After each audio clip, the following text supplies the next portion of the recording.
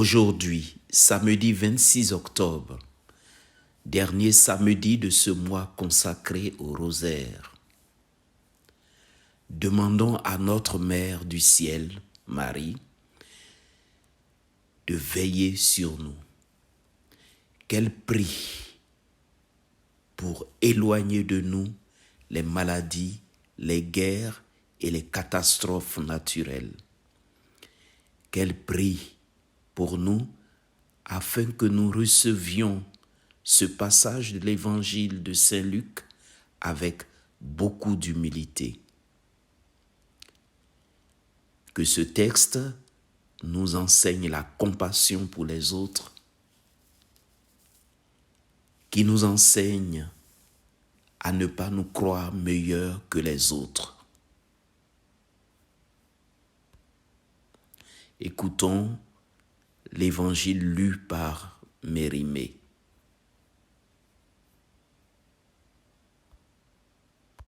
Évangile de Jésus-Christ selon saint Luc. Luc 13, versets 1 à 9.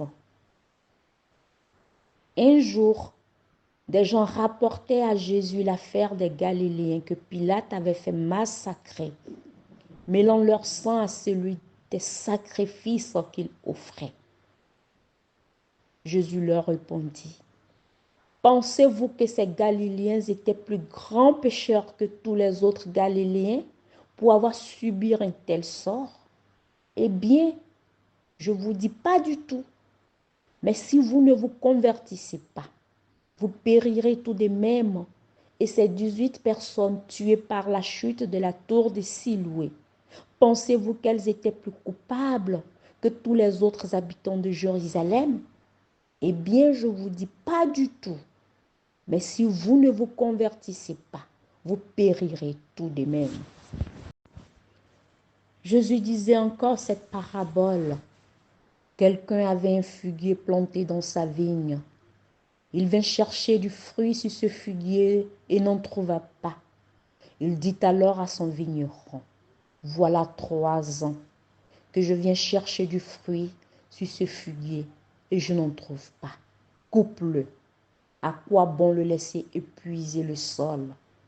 Mais le vigneron lui répondit: Maître, laisse-le encore cette année, le temps que je bêche autour pour y mettre du fumier. Peut-être donnera-t-il du fruit à l'avenir, sinon tu le couperas.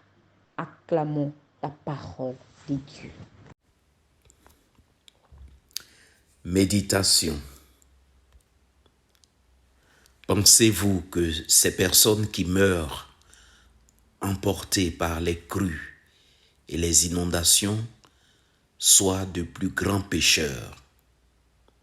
Pensez-vous que ceux qui meurent suite aux maladies et aux épidémies soient plus pécheurs que les autres? Pensez-vous que les accidentés de la route soient moins bons que les autres? Non, non, répond Jésus. Cessons de croire que les malheurs qui arrivent aux autres soient des punitions divines. Cessons de chercher la cause du mal dans le passé des gens. Soignons notre présent. Posons-nous la question à savoir: comment faire en sorte qu'il n'y ait plus d'inondations mortelles? Luttons contre les maladies et contre les causes des maladies. Évitons les causes qui entraînent les épidémies. Ne laissons pas, par exemple, le demandeur d'asile sans soins. Luttons contre les causes qui entraînent les guerres, les violences. Sachons accueillir le persécuté. Ne nous donnons pas le droit de faire et d'imposer nos lois.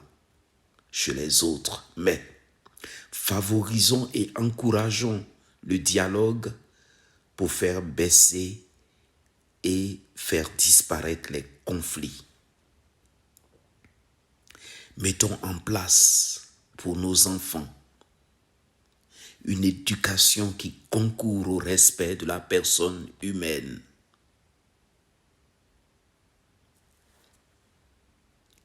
Jésus nous demande une conversion radicale, une conversion sincère pour le bien-être de l'humanité. Nous sommes tous responsables de la bonne marche de notre terre. Amen.